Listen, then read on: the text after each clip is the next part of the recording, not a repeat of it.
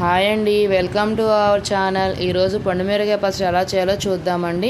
ఇంతకుముందు వీడియోలో పండుమిరపకాయల తొక్కుని ఎలా స్టోర్ చేసుకోవాలో వీడియో చేశాం కదండి. ఆ తొక్కుతోనే ఇప్పుడు పచ్చడి ఎలా చేయాలో చూద్దామండి. దీనికోసం ముందుగా 50 గ్రాముల చింతపండు తీసుకున్నానండి. ఈ పులుపుకి సరిపడా కారం అంటే ఆ తొక్కుని ఆ చింతపండులో కలిపి పక్కన పెట్టుకోవాలండి. అలా కలిపి పక్కన పెట్టుకోవడం వల్ల ఏంటంటే పండుమిరపకాయల నీరు ఉంటుంది కదండి, ఆ నీరుతో చింతపండు అనేది చాలా మెత్తగా అవుతుంది. అప్పుడు మనం మిక్సీ పట్టుకోవడానికి చాలా తేలిగ్గా ఉంటుందండి. ఇక 3 గంటల తర్వాత ఈ విధంగా ఉందండి.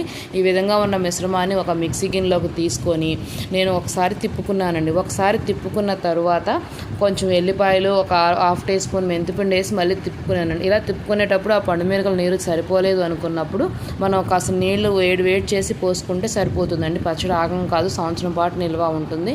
అలా మిక్సీ పట్టుకుంటే మెత్తగా పట్టుకున్నానండి. అలా మిక్సీ పట్టుకున్న పచ్చడిని పక్కన పెట్టుకొని ఇప్పుడు తాలింపు చేసుకుందామండి. ఈ తాలింపుని రైస్లోకి ఒకలాగా, టిఫిన్స్లోకి ఒకలాగా చేసుకోవచ్చండి. నేను ఇప్పుడు రైస్లోకి చూపిస్తున్నాను. ముందుగా చిన్న కళాయి పెట్టుకొని 1 టేబుల్ స్పూన్ ఆయిల్ పోసుకొని ఒక మిరపకాయ, కొంచెం తాలింపు గింజలు, కొంచెం జీలకర్ర, కొంచెం కరివేపాకు వేసుకొని మిక్సీ పట్టుకున్న పచ్చడిని అందులో కలుపుకోవాలండి. రైస్లోకి చాలా బాగుంటుందండి.